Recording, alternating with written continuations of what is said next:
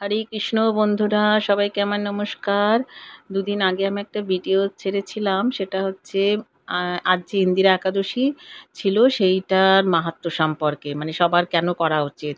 আজ সেই ইন্দিরা একাদশী শেষের মুখে আজকে আমি দেখো ভগবানকে কি কি ভোগ লাগিয়েছি। লাঞ্চ প্রসাদে আগে বলে নিই, ব্রেকফাস্টেরটা আমি ছবি তুলিনি, তাড়াহুড়োতে আর পারিনি।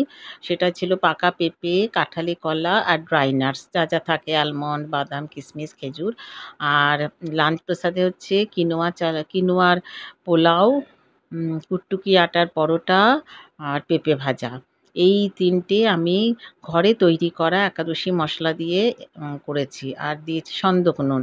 আর সবগুলো করেছি কাঁচা ঘি দিয়ে।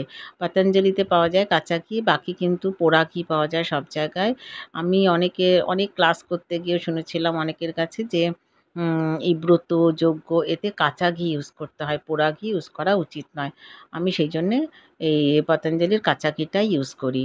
আরেকটা জিনিস যে গ্রাউন্ডনাট এবং সানফ্লাওয়ার অয়েল দিয়েও করা যায়, একাদশীতে ইউজ করা যায়, কিন্তু আমার ঘরে ছিল না, আমি এই ঘি ইউজ করেছি।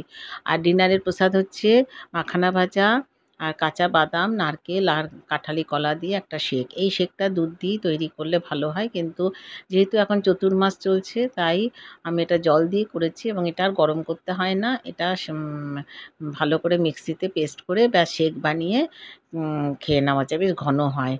আর আরেকটা কি, আর তো কিছু নেই। আর এর মধ্যে কোনো গুড় ফুড মেশাতে নয়, যদিও আখের গুড়টা খাওয়া যায়, কিন্তু আমি কিছু মেশাইনি।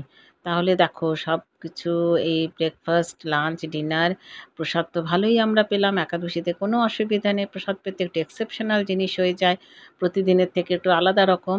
তাহলে সবাই আমাকে জানিও কেমন লাগলো ভগবানের, ভগপালকে লাগানো ভোগ। তারপরে আমরা প্রসাদ নিলাম।